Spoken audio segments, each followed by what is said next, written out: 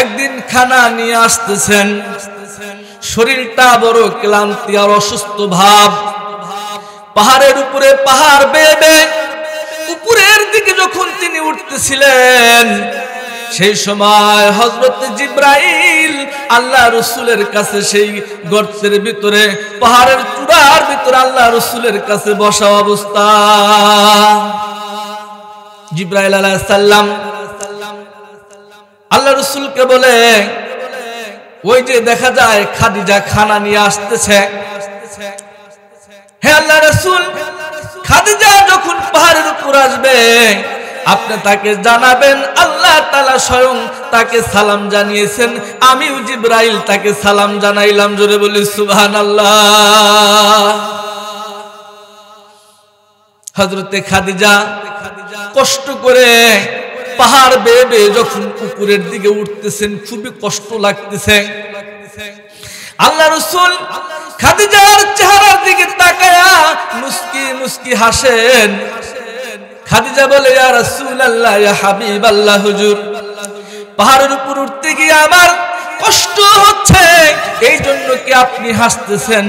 আল্লাহ রাসূল বলে, না না খাদিজা, তা নয়, তোমার তো কষ্ট হচ্ছে ঠিক, এইমাত্র জিবরাইল বলে গেল স্বয়ং আল্লাহ পাক তোমাকে সালাম জানিয়েছে। জোরে বলি সুবহানাল্লাহ। আল্লাহ পাক সালাম জানিয়েছেন। শোনা মাত্র হযরতে খাদিজার চোখের থেকে পানিগুলো জোর জোর করে পড়তেছে। কারণ মানুষ কান্না করে দু কারণে।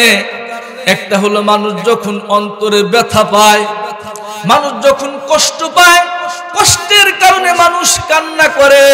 আর একটা যখন অতিমাত্রা মানুষের সুখ আর আনন্দ আসে, আনন্দের কারণেও মানুষের চোখ থেকে কিন্তু পানি ঝরে। জোরে বলি ঠিক না বেঠি? হযরতে খাদিজার চোখ থেকে পানি ঝরতেছে আর বলে, ইয়া রাসূলুল্লাহ, ইয়া হাবিবাল্লাহ, হুজুর আল্লাহর সালামের জবাব কিভাবে দিতে হয় আমি তো জানি না, আপনি আমার পক্ষ থেকে আল্লাহ পাকের সালামের জবাব দিয়ে দেন। জোরে বলি সুবহানাল্লাহ। দুনিয়ার শুরু থেকে নিয়ে কিয়ামত পর্যন্ত আল্লাহ কোন নারীকে সালাম জানায় নাই, একমাত্র হযরতে খাদিজাকে আল্লাহ তাআলা সালাম জানিয়েছেন। জোরে বলি সুবহানাল্লাহ। কারণ খাদিজা আল্লাহ রাসূলকে অতিমাত্রা মহব্বত করেছে। আর আল্লাহর নবীকে যারা মহব্বত করে, আল্লাহ রাসূলকে যারা মহব্বত করে, আল্লাহ তাআলা বলেন, কুল ইন কুনতুম তুহিব্বুনাল্লাহ ফাত্তাবিউনি ইউহিব্বুকুমুল্লাহ ওয়া ইয়াগফির লাকুম যুনুবাকুম আল্লাহু গফুরুর রহিম। সাদাকাল্লাহুল মাওলানাল আযীম। وقال النبي صلى الله عليه وسلم الدنيا كلها متاع وخير المتاع الدنيا المرأة الصالحة أو كما قال عليه الصلاة والسلام. وقال الشاعر العلام जगह जी लगाने की दुनिया नहीं है, इबरत की जगह तमाशा नहीं है। आमन्तु बिल्लाहि सदक़ल्लाहुल मौलानाल अज़ीम व सदक़ रसूलुहुन नबियुल करीम व नहनु अला ज़ालिका लमिनश शाहिदीन वश्शाकिरीन। इन्नल्लाह व मलाइकतहु युसल्लून على النبي يا أيها الذين آمنوا صلوا عليه وسلموا تسليما شكل محبة درود إبراهيم اللهم صل على محمد وعلى آل محمد كما صليت على إبراهيم وعلى آل إبراهيم إنك حميد مجيد اللهم بارك على محمد وعلى آل محمد كما باركت على إبراهيم وعلى آل إبراهيم إنك حميد مجيد شكل محبة আল্লাহ তাআলাকে হাজির ও নাজির জেনে দিলের অন্তরের ময়লা পরিষ্কার করার লক্ষ্যে মহব্বতান মওলা পাকের জিকির করি লা ইলাহা ইল্লাল্লাহ লা ইলাহা ইল্লাল্লাহ লা ইলাহা ইল্লাল্লাহ লা ইলাহা ইল্লাল্লাহ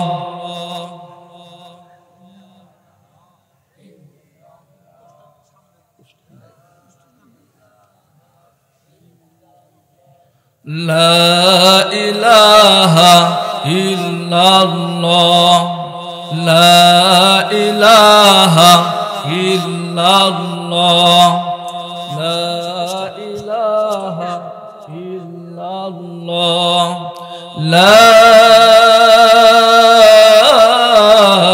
إله إلا الله محمد رسول الله صلى الله عليه وسلم الحمد لله দিলওয়া মধ্যপাড়া নদীর পূর্ব পার জান্নাতুল বাকি মসজিদের উন্নতি কল্পে আয়োজিত আজকের রহমতি বরকতি সামিয়ানার নিচে আল্লাহ পাক আমাদেরকে বসালেন আজকে অধ্যকার মাহফিলের সম্মানিত সভাপতি সাহেব সহ প্রধান বক্তা দ্বিতীয় বক্তা আর আমন্ত্রিত উলামায়ে কেরাম যারা উপস্থিত আছেন সাথে সাথে অত্র এলাকার সর্ববয়সের পিতৃতুল্য বাবাজিরা আমার যুবক তুল্য ভাইরা চেনেহের কুচিকাচা ছোট বাচ্চারা পর্দার অন্তরালে আল্লাহ পাকের সবচেয়ে দামি সম্মানিতা আমার মা ও বোনেরা সর্বজ্ঞ আল্লাহ তাআলার শুকর যাপন করছি যে আল্লাহ তাআলা আমাদেরকে জান্নাতুল বাকি মসজিদের উন্নতি কল্পের মাহফিলে গুনাহ মাফের উসিলা করে এলাকার হাজারো মানুষের থেকে ছাঁটাই বাছাই করে নিয়ে আল্লাহ তাআলা আমাদের মুষ্টিময় এলাকার কিছু সংখ্যক আল্লাহ পাকের প্রিয় বান্দাদেরকে বসবার মতো তৌফিক দান করলেন আমরা সকলেই সেই মাওলা পাকের দরবারে শুকর যাপন করি পড়ে নেই আলহামদুলিল্লাহ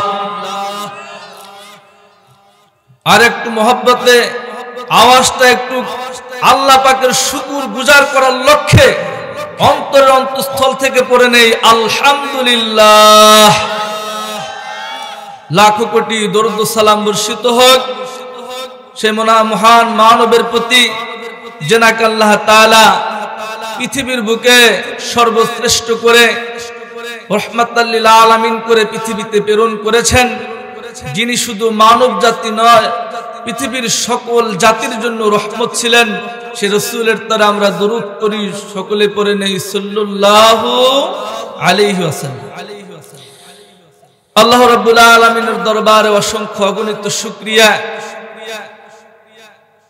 যে হাজারো মানুষ, লাখো মানুষ আজকের মাহফিলের মাইকের আওয়াজ তাদের কানে যাচ্ছে। জোরে বলি ঠিক না বেঠিক? কিন্তু সকলকে কি আল্লাহ তাআলা বসবার সুযোগ করে দিয়েছেন? দেন নাই। আল্লাহ তাআলা যেনাদের জন্য মঙ্গল রেখেছেন, যেনাদের কল্যাণ চেয়েছেন, আল্লাহ তাআলা হাজারো লাখো কোটি কোটি মানুষের ভিতর থেকে ছাঁটাই বাছাই করে নিয়ে আল্লাহ তাআলা তেনার কিছু মনোনীত বান্দাদেরকেই রহমতি বরকতি সামিয়ানার নিচে বসবার সুযোগ করে দিলেন। এই জন্য আরেক মার্তবা আল্লাহ পাকের শুকরগুজার হয়ে পড়ে নেই আলহামদুলিল্লাহ। এলাকার আমি যেহেতু এলাকার একজন সন্তান, সেই হিসাবে আমার এলাকার বিভিন্ন শ্রেণীর বৃদ্ধ বাবাজিরা, যুবক ভাইয়েরা থেকে শুরু করে যারা যেখানে অনর্থক অহেতুক ঘোরাফেরা করতেছি, আমরা অযথা অনর্থক বিভিন্ন জায়গায় ঘোরাফেরা না করে কুরআনী মাহফিলে বিভিন্ন দূর দূরান্ত থেকে উলামায়ে কেরাম এসেছেন, তেনাদের সম্মানার্থে আমরা ইনশাআল্লাহ মাহফিলের সামিয়ানার নিচে বসে যাব। আল্লাহ তাআলা যেন আমাদের মাহফিলখানা সকলের জন্য নাজাতের জরিয়া বানায় দেয়।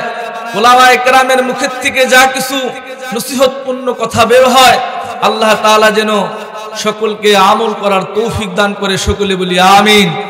আজকের মাহফিলখানা যেন আমাদের জন্য নাজাতের জরিয়া এবং উসিলা হয়ে যায়। সকলে বলি আমিন।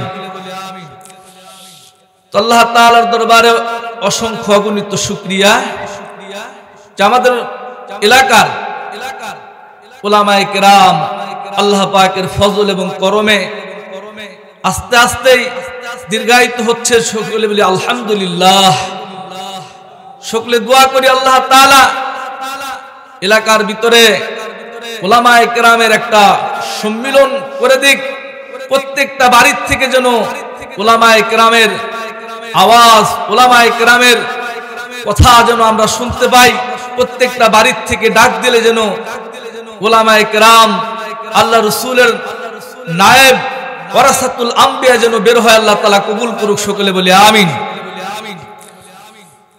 যাই হোক, কোরআনে কারিমার আয়াত সমূহের ভিতর থেকে ছোট্ট একটা আয়াতে কারিমার অংশ তেলাওয়াত করেছি। আল্লাহ তাআলা আয়াতে কারিমার ভিতরে আমাদেরকে ওসিয়ত করতেছেন, নসিহত করতেছেন, আমাদেরকে সুন্দর এবং পরিবেশ সমাজ সুন্দরের লক্ষ্যে আল্লাহ তাআলা ছোট্ট একটা আয়াতের অংশের ভিতরে সমষ্টিগত জামে মানে আল্লাহ তাআলা কিছু আলোকপাত করেছেন, যার ভিতরে আল্লাহ তাআলা পৃথিবীর যত সমস্ত জাতি রয়েছে এদের ভিতরে পুরুষের তুলনায় মা জাতির দামকে, মহিলা জাতি, নারী জাতির দামকে আল্লাহ তাআলার দরবারে একদিক দিয়ে গুরুত্ব বেশি দিলেন। এজন্য যে মা জাতি যদি সুন্দর হয়, তাদের আখলাক, তাদের সামাজিকতা যদি সুন্দর হয়, ব্যক্তিগত জীবনে তাদের আখলাক আর চরিত্র যদি সুন্দর হয়, তারা যদি ভালো হয়, তাহলে তাদের থেকে যে বাচ্চা, যে সন্তান জন্ম নেবে তাদেরও ভালো হওয়ার আশা করা যায়। যদি বলি ঠিক না বেঠিক? ফ্যাক্টরি যদি সুন্দর হয়, সেখান থেকে যে জিনিস বের হয়, যে সম্পদ বের হয়, যে মাল বের হয়, সেগুলো কিন্তু ভালো হয়, আশা করা যায়।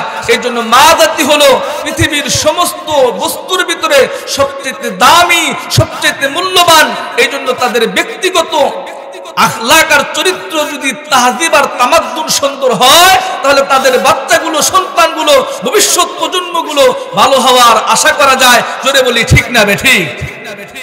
এই জন্য আল্লাহ তাআলা পবিত্র কোরআনে কারিমায় বলেন, ফাসসালিহাতু কানিতাতুন হাফিযাতুল লিল গায়বি বিমা হাফিজাল্লাহ। আল্লাহ তাআলা ফরমান, নেককার মহিলা তারা যারা কানিতাত, অল্পতে তুষ্ট হয়। কি হয়? অল্পতেই তুষ্ট হয়। স্বামী বাইরের থেকে কর্ম করে রোজগার করে বাসায় এসেছে, আমার বাসার পাশের বাসা, আমার বাড়ির পাশের বাড়ি, তার অর্থ সম্পত্তি, টাকা পয়সা, ধন দৌলত কোনো কিছু কমতি নাই বিদায় তার বাড়িতে অহরহ জিনিস, দামি দামি জিনিস থাকতে পারে। কিন্তু যে ব্যক্তি গরিব, যে ব্যক্তি ভ্যান চালক, ভ্যানের কাজ করে, আবাদের কাজ করে, শ্রমিকের কাজ করে, সে তো অত টাকা মজুরি পায় না বিদায় তার বাড়িওয়ালি, তার ফ্যামিলি, তার স্ত্রী যদি নেককার হয় আর সে যদি অল্পতে তুষ্ট হয়, সেই সংসারের মধ্যে শান্তি আর বরকত নেমে আসবে। জোরে বলি ঠিক না বেঠি? আর সে যদি পাশের বাড়ির যা আছে আমার বাড়িতে তাই থাকতে হবে, এরকম যদি হয়, ওই সংসারের ভিতরে খাই খাই নাই নাই আর বরকত ছড়ে যাবে আর অশান্তি নেমে আসবে। জোরে বলি ঠিক না বেঠি? এই জন্য আল্লাহ তাআলা বলেন, নেককার মহিলা হলো তারাই, অনিতাতুন, যারা হবে অল্পতে তুষ্ট, সারাদিন কষ্ট করে, ভ্যান চালক ভ্যানের কাজ করে, শ্রমিক তার শ্রমিকের কাজ করে, মাথার ঘাম পায়ে ফেলে কষ্ট ক্লেশ সহ্য করে পেরেশান আর ক্লান্ত অবস্থায় বাড়িতে আর বাসার মধ্যে ফিরেছে। স্ত্রী সান্ত্বনার বাসা দিয়ে সুন্দর মিষ্টি হাসি হেসে স্বামীকে সান্ত্বনা দেয়, কষ্টের কোনো কারণ নাই, যা পেয়েছেন, যা এনেছেন, এর উপরেই আমরা আল্লাহ পাকের উপর সন্তুষ্ট যাপন করতেছি। আল্লাহ পাক ওই সংসার আর ওই ফ্যামিলির মধ্যে বরকত দান করে। জোরে বলি সুবহানাল্লাহ। এরপর আল্লাহ তাআলা বলেন, ওয়াল হাফিযাতুন হাফিযাতুন, যারা নাকি হেফাজতকারী হবে, সংরক্ষণকারী হবে, লিল গায়বি বিমা হাফিজাল্লাহ। আল্লাহ তাআলা যেই বস্তুকে লোকচক্ষুর অন্তরালে রাখার জন্য, হেফাজত করার জন্য বলেছেন, নারী জাতি সেগুলোকে আবৃত করে রাখে, হেফাজত করে রাখে, সংরক্ষণ করে রাখে। স্বামী থাকা অবস্থায় পরপুরুষের সাথে যেরকম কথা বলার থেকে, পরকীয়ার ভিতরে লিপ্ত হওয়ার থেকে নিজেকে সংযত রাখে, স্বামীর অবর্তমানেও সেগুলোকে হেফাজত করে। এরা হলো আল্লাহ পাকের কাছে নেককার মহিলা। আল্লাহ তাআলা এদের প্রতি শান্তি আর রহমত বর্ষণ করে। জোরে বলি সুবহানাল্লাহ। তাহলে আল্লাহ তাআলা জানাচ্ছেন, নেককার মহিলাদের এক নাম্বার হবে তারা তুষ্ট হবে, অল্পতেই তুষ্ট থাকবে। দুই নাম্বার, লোকচক্ষুর অন্তরালে আল্লাহ তাআলা যেই বস্তুগুলো হেফাজত করার জন্য বলেছেন, সেই জিনিসগুলোকে তারা হেফাজত করে রাখবে।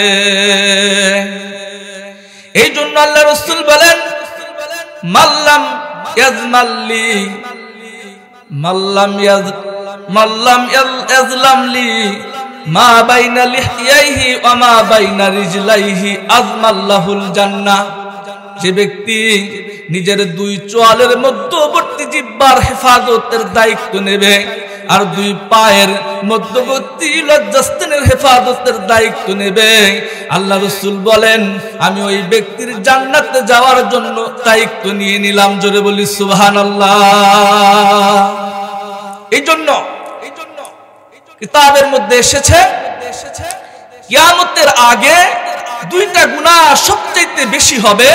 একটা হলো সুদের লেনদেন, সুদের আদান প্রদান এত বেশি হবে যে কোন ব্যক্তি সুদ না খেলেও তার গ্রাম, তার হাওয়া আর বাতাস শরীরে লেগেই যাবে। এরকম চলতেছে কিনা জোরে বলেন? চলতেছে। আর একটা হলো জিনা, ব্যভিচার এত বেশি বেদ্য হবে, এত বেশি বেড়ে যাবে যে এর থেকে আর কোন ব্যক্তি তেমন তার থেকে মুক্তি পাওয়া কঠিন হয়ে যাবে। এরকম দুটি গুনার হার দিন বা দিন কিন্তু বেড়েই চলছে। জোরে বলি ঠিক না বেঠিক? আল্লাহর হাবিব নারী জাতিদের জন্য বেশি আমলের কথা বলেন নাই, চারটা আমলের কথা বলেছেন। কয়টা আমল? চারটা আমলের কথা বলেছেন। এই চারটা আমল যদি নারী জাতি যদি করতে পারে, আল্লাহ রাসূল বলেন ওই মহিলা, ওই মা বোনের জন্য জান্নাতের 8টি দরজা খুলে দেওয়া হবে। সে ওর ভিতর থেকে যে কোনো দরজা দিয়ে জান্নাতে প্রবেশ করতে পারবে। ধরে বলি সুবহানাল্লাহ।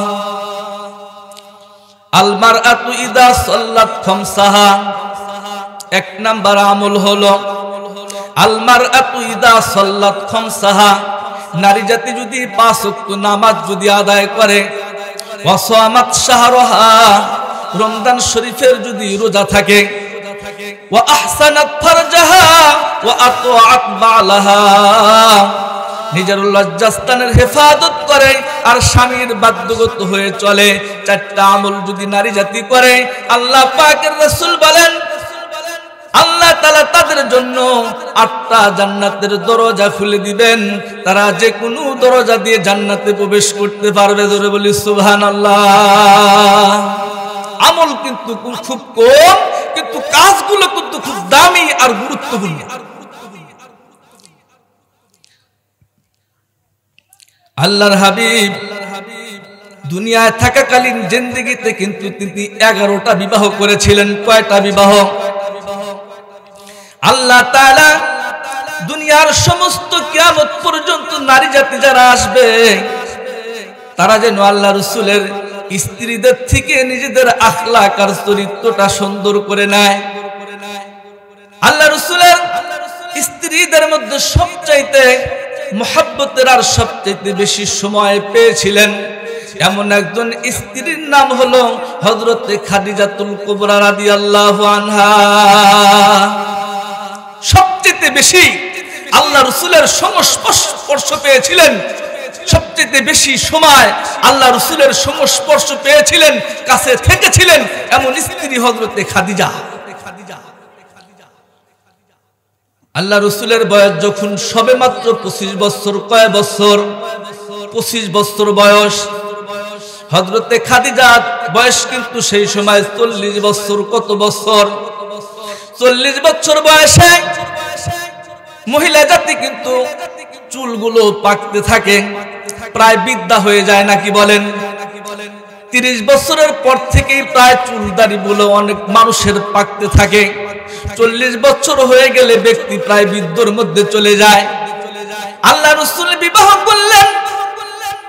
আল্লাহ রাসূলের বয়স সবেমাত্র 25 বছর, মানে তিনি যুবক অবস্থায় খাদিজাতুল কুবরাকে বিবাহ করলেন। তার বয়স 40 বছর, তার মানে তার বয়স বৃদ্ধর মধ্যে চলে গেছে। এই বয়সের ব্যক্তিকে আল্লাহ রাসূল বিবাহ করে নিলেন। হযরতে খাদিজা আল্লাহ রাসূলকে এত মহব্বত করতেন, এত ভালোবাসতেন, আল্লাহ রাসূল হযরতে খাদিজাতুল কুবরার কথা হযরতে আয়েশা বলেন, আল্লাহ রাসূল আমাদের সঙ্গেই ছিলেন, আমাদের সাথেই থাকতেন, কিন্তু তিনি মাঝে মাঝে দেখতাম হযরতে খাদিজার কথা মনে পড়ে। খাদিজার কথা আল্লাহ রাসূল বলেন, হযরতে আয়েশা বলেন, একদিন বসে আছি, হঠাৎ খাদিজার এক বোন আসলো, বৃদ্ধ বয়সে বৃদ্ধা হয়ে গেছে। তোর ঘরের দরজার পাশের আওয়াজ শুনে আল্লাহ রাসূল বললেন, ওই মহিলার নাম হলো হালা, হযরতে খাদিজার বোন ছিল। আল্লাহ রাসূল তাকে বাড়ির ভিতরে নিয়ে আসলেন, বসতে দিলেন, তার সেবা যত্ন করলেন, খাদ্য খাবারের ব্যবস্থা করলেন। হালা সেখান থেকে চলে গেল। আল্লাহ রাসূল খাদিজার কথা এত বেশি মনে করতেন।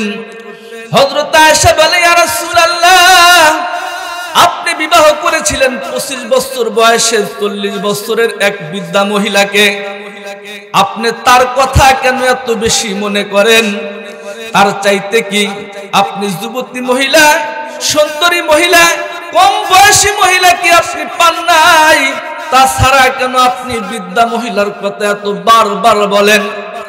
আল্লাহ রাসূল বলে, খবরদার, আয়েশার জীবনে এমন কথা মুখে আনবা না, কারণ তোমরা সকলে আমার সুখের দিনের স্ত্রী, আর খাদিজা ছিল আমার দুঃখের দিনের স্ত্রী। হযরতে খাদিজা আল্লাহ রাসূলের বড় মুহাব্বতের স্ত্রী ছিল। মোহাব্বত কোন সময় হয়? স্বামীও মোহাব্বত করে, স্ত্রীও তাকে মোহাব্বত করে। দুজনের মোহাব্বত যদি হয় সেক্ষেত্রে তাদের মধ্যে এই মোহাব্বত দীর্ঘায়িত হয় আর মনে থাকে। জোরে বলি ঠিক না বেঠি? হযরতে খাদিজাতুল কুবরা 40 বছরের মহিলা নবীজির সঙ্গে বিবাহ বসেছেন। আল্লাহ রাসূল এখনো নবুয়তি পান নাই। হেরার গুহায় যান, ধ্যানে মগ্ন থাকেন। হযরত জিবরাইল কবে ওহী নিয়ে আসবে? স্বপ্ন যুগে ওহী আসে। নবুয়তি পাওয়ার পূর্বের 6 মাস স্বপ্ন যুগে ওহী এসেছে। হযরত জিবরাইল কবে আসবে? আল্লাহ রাসূল হেরার পর্বতের ভিতরে ধ্যানে মগ্ন থাকতেন।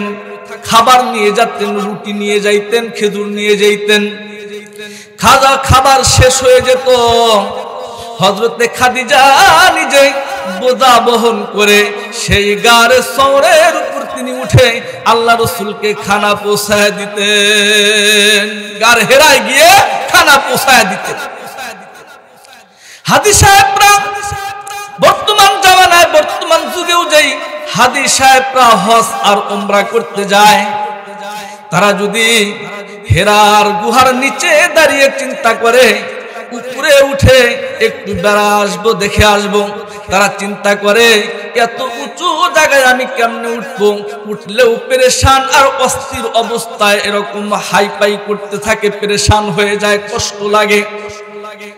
তারা যদি হেরা পর্বতের গুহায় দাঁড়িয়ে যদি চিন্তা করে এখন তো সিঁড়ি হয়েছে, সুন্দর ব্যবস্থা, উঠতে এত কষ্ট। আরে খাদিজা, আল্লাহ রাসূল যখন ধ্যানের ভিতরে মগ্ন থাকতেন, হযরতে খাদিজা খানা নিয়ে এসে সেখানে পৌঁছায় দিতেন। সেখানে তো কোনো এরকম সিঁড়ি থাকতো না, ওঠার জন্য সুন্দর ব্যবস্থা থাকতো না। কতই না কষ্ট করে তিনি এক বেলা, কতদিন 2 বেলা, কতদিন 3 বেলা, কখনো একদিন, কখনো আসেন নাই, এভাবে খানা নিয়ে আল্লাহ রাসূলের কাছে তিনি পৌঁছায় দিতেন। জোরে সোরে বলি সুবহানাল্লাহ। মোহাব্বত কি কম ছিল তাহলে? মোহাব্বত বেশি থাকার কারণে তিনি নিচের থেকে এত কষ্ট করে মহিলা মানুষ খানাগুলো নিয়ে পাহাড়ের উপরে গিয়ে আল্লাহ রাসূলের কাছে পৌঁছায় দিতেন।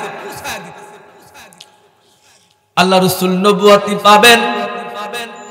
নবুয়তি পাওয়ার পূর্বে হযরতে খাদিজা একদিন খানা নিয়ে আসতেছেন। শরীরটা বড় ক্লান্তি আর অসুস্থ ভাব। পাহাড়ের উপরে পাহাড় বেয়ে বেয়ে উপরের দিকে যখন তিনি উঠতেছিলেন, সেই সময় হযরত জিবরাইল আল্লাহ রাসূলের কাছে সেই গর্তের ভিতরে, পাহাড়ের চূড়ার ভিতরে আল্লাহ রাসূলের কাছে বসা অবস্থা। জিবরাইল আলাইহিস সালাম আল্লাহ রাসূলকে বলে, ওই যে দেখা যায় খাদিজা খানা নিয়ে আসতেছে।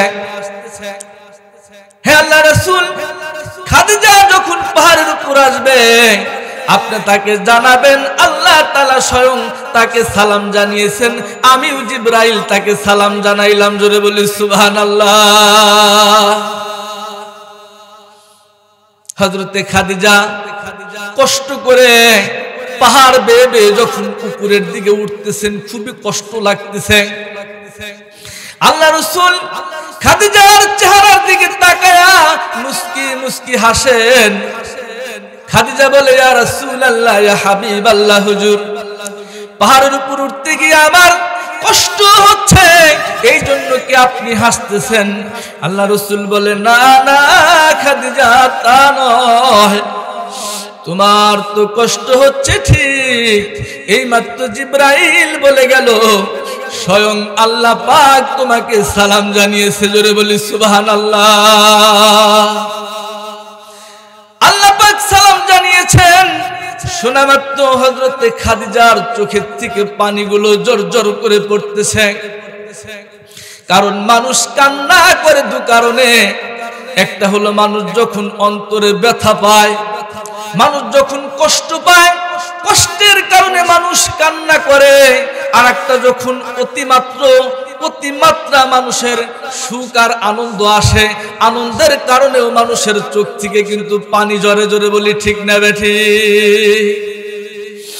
হযরতে খাদিজার চোখ থেকে পানি ঝরতেছে আর বলে, ইয়া রাসূলুল্লাহ, ইয়া হাবিবাল্লাহ, হুজুর, আল্লাহর সালামের জবাব কিভাবে দিতে হয় আমি তো জানি না, আপনি আমার পক্ষ থেকে আল্লাহ পাকের সালামের জবাব দিয়ে দেন। জোরে বলি সুবহানাল্লাহ। দুনিয়ার শুরু থেকে নিয়ে কিয়ামত পর্যন্ত আল্লাহ কোন নারীকে সালাম জানায় নাই, একমাত্র হযরতে খাদিজাকে আল্লাহ তাআলা সালাম জানিয়েছেন। জোরে বলি সুবহানাল্লাহ। কারণ খাদিজা আল্লাহ রাসূলকে অতিমাত্রা মহব্বত করেছে, আর আল্লাহর নবীকে যারা মহব্বত করে, আল্লাহ রাসূলকে যারা মহব্বত করে, আল্লাহ তাআলা বলেন, কুল ইন কুনতুম তুহিব্বুনাল্লাহ ফাত্তাবিউনি ইউহিব্বুকুমুল্লাহ ওয়া ইয়াগফির লাকুম যুনুবাকুম আল্লাহু গফুরুর রহিম। আল্লাহ তাআলা বলেন, হে রাসূল, আপনি বলে দেন, ইন কুনতুম তুহিব্বুনাল্লাহ, যদি তোমরা আল্লাহকে মহব্বত করো, ভালোবাসো, তাহলে তোমরা আমি রাসূলের অনুগত্য করো, ইতাআত করো। আর যে ব্যক্তি আল্লাহ রাসূলের অনুগত্য করবে, আল্লাহ রাসূলকে মহব্বত করবে, ভালোবাসবে, আল্লাহ তাআলা তাকে মহব্বত করবেন, আল্লাহ তার সমস্ত গুনাহগুলো মাফ করে দিবে। জোরে বলি সুবহানাল্লাহ। হযরতে খাদিজা আল্লাহ রাসূলকে বড় মহব্বত করেছে, আল্লাহ রাসূলকে এত বেশি ভালোবেসেছে যে স্বয়ং আল্লাহ তাআলা হযরতে খাদিজাকে সালাম জানিয়েছেন। জোরে বলি সুবহানাল্লাহ। जिस दिल में हुब्ब मोहम्मद हासिल नहीं, जिस दिल में हुब्ब मोहम्मद हासिल नहीं, लाखों मोमिन हो मगर ईमान कामिल नहीं। এই জন্য আল্লাহ রাসূলের মহব্বত, ঈমান যদি পরিপূর্ণ করতে চাই, আল্লাহ রাসূলের মহব্বতকে বৃদ্ধি করতে হবে, বাড়াতে হবে। জোরে বলি ঠিক না বেঠিক? হযরতে খাদিজা আল্লাহর সালাম পেয়ে গেলেন। 40 বছর বয়সে আমার আপনার নবী খাতামুন নবিয়্যিন, সর্বশেষ নবী, তিনি নবুয়তি পেয়ে গেলেন। আল্লাহ রাসূল একদিন ধ্যানে মগ্ন অবস্থায় থেকে গারে হেরাত থেকে নেমে চলে যাচ্ছিলেন। পিছন থেকে ডাক দিচ্ছে, কুম ইয়া মুহাম্মদ, হে মুহাম্মদ, আপনি দাঁড়ান। আল্লাহ রাসূল পিছনের দিকে দাঁড়ালেন।